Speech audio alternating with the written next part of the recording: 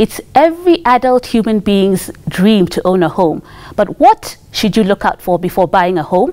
We've heard so many cases of people being conned.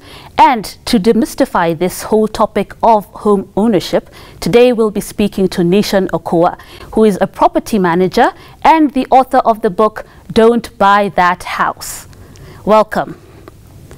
Now, tell us, what are some of the common mistakes you have seen home buyers make when they're trying to buy property? Well, there are a number of them. Yeah. So I will talk of maybe one or two. Number one is not checking on the history of a developer. People are quick to make decisions on what they see in the poster, in the brochure that is advertised. But one of the key imperative things of a buyer has to understand is the history, is the experience of the person they want to give them millions of shillings. Most of them don't delve into the history. Has this developer done any projects in the past? Have they delivered? Can you speak to those buyers of the past? What are their reviews on this developer? So people walk in and get a novice developer and they just throw in the millions. That's one part. Number two is the details on sale agreement. I've always said that out of the many things a buyer needs to give attention, the seller agreement is the most important because it is the cord, that is the shackle cord that's going to tie you in. Get to understand the details of the house you're buying in the sale agreement. We always say if it's not in the sale agreement, it's not there. So regardless whether your promise is utopia finishes, utopia house, is it in the sale agreement? Can you see it in the sale agreement? If it's not there, it doesn't exist. And most buyers do not give much attention. Once the price makes sense, they think everything else makes sense. So they don't check on the duration of construction. All right? How is that tied in? When is the project going to complete? And how is that clause? The proper house details on the project. Is it a 2-bed or a 3-bed? I mean, on projects where someone bought a 3-bed, sale agreement is a 2-bed. All right, and it's paid for a 3-bed. So the intricate details that has in the sale agreement. Those are two areas that are very common mistakes buyers make. Okay. Yeah. Buying or building, what is the better option? There are people who say it's easier to buy a house that's already in existence. There are others who say you save a whole lot more if you build. What is the better option and why? Claire, this debate is still in the public court. And I have personally written so much about buying versus building. Let me admit from the onset that there is no very clear-cut advantage between the two. It depends on the person. But I always say, for me in construction, I will not buy. I will build. All right. Why do I say so? Because we have demonized Offplan, and a number of Kenyans now think buying is the better option. Well, ideally, it's not. It will give you a lot of sweat, tears, and blood. All right? Just like Offplan can give you. So you're not going to run away from this issue of being diligent in your work as a buyer or as a builder. Both options require you to do that. Now, building, in my view, is cheaper than buying. It is. Because you will, even by definition alone, you will eliminate the profit of the developer.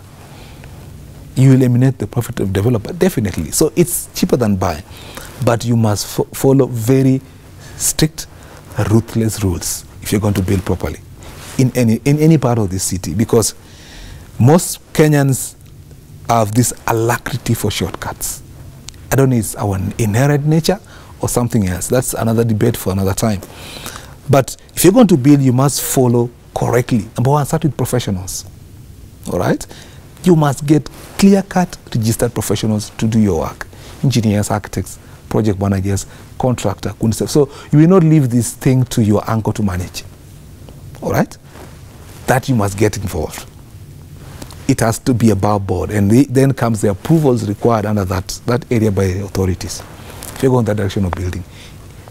In my view, if you follow the rules of building, you will get it cheaper than buying.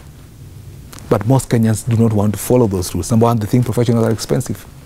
But I always say, if you get a registered engineer experience, it will save you money than the work. But you don't do that. If you follow the rules, they are building is much cheaper than buying. But because we have this alacrity for shortcuts, I tell Kenyans, buy. Now tell us, are mortgages a good idea? Say you have 10% as a deposit for a house. Is it a good idea to get a mortgage? Because we've heard the story of people saying by the time you have completed mortgage payments, you're paying double the amount for a house. So is this just a fallacy, or is it indeed an expensive venture to get a mortgage? Well, this I give my personal preference. Yeah, I'm not a pro mortgage, and I think they say 2% of Kenyans are in mortgage or something like that. So it's expensive. You're going to pay something for 20 years, 25 years. Definitely it's going to drag you in terms of your finances. It's quite expensive. For me, you have 10%. This project is, for example, taking 2 years. You know your cash flows. As a couple, as a family, as an individual, you understand your cash flows. I mean, developers have made it so easy that you can have a payment plan. And I talk about it in the book. And in the book, I'm talking about running away from monthly payments. Completely. Don't do monthly payments. Do milestone payments. You cast first floor, I pay you X. You cast second floor, I pay you X. You don't cast, I don't pay you. Monthly payments is a way of you pay whether there's progress or not. All right. So it ties you up. And that's why a number of people who have lost money in Offplan have no remedies even in court, because the contract said you pay monthly. It's not pegged to any progress. Milestone payments will be pegged on a progress.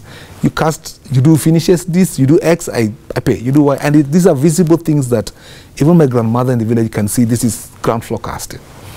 Agree on a payment plan with the developer based on your cash flow as a family, as a couple, as an individual, and go through a 3-year period with this developer. Work with them. I can pay 50,000, 100,000, whatever, to work with them over the period. That for me is an easier way of owning the house than mortgage. Now we are also going to rent to own, all right? And I think developers, I know a few that are going rent to own, where the rent you're paying to the developer and you own the house. Those are options that are flexible for a buyer rather than mortgage. Mortgage ties you up. And I know unless you're working in the bank where they get it at 4%, 3%, then it makes sense for you. But if you're not in a bank employee, you're outside here, well, it's a lot of money at the end of the day. Yeah. Then speak to people who want to buy a house to live in versus those who want to make it as an investment. Are there two different things that you need to consider for the two, or is the same process? No, they are distinct things you have to consider. For the guy who wants to do for investment, price is key for you, completely. Because investment, whether you want to flip it at the end, whether you want to do it with Airbnb, whatever it is, or rent or whatever it is, price is at the central of it. The guy that wants to buy for living, sometimes it is a sentimental thing. He will not care whether it's 10 million. He just wants the house. So it's sentimental value. He doesn't care about the price. But for the guy that is buying for investment, the return on investment is key for you. This house, if I'm going to buy it and flip in 1 year, the price must make sense now, considering the economic situations going forward for the next 1 year. Otherwise, you'll buy it and sell it at the same price. If you put in your money for nothing. If you're going to do for Airbnb or rent or whatever it is, you must calculate when are going to break your even. Is it at the 5th year or 6th year? We always say above 8 years, it doesn't make sense. All right.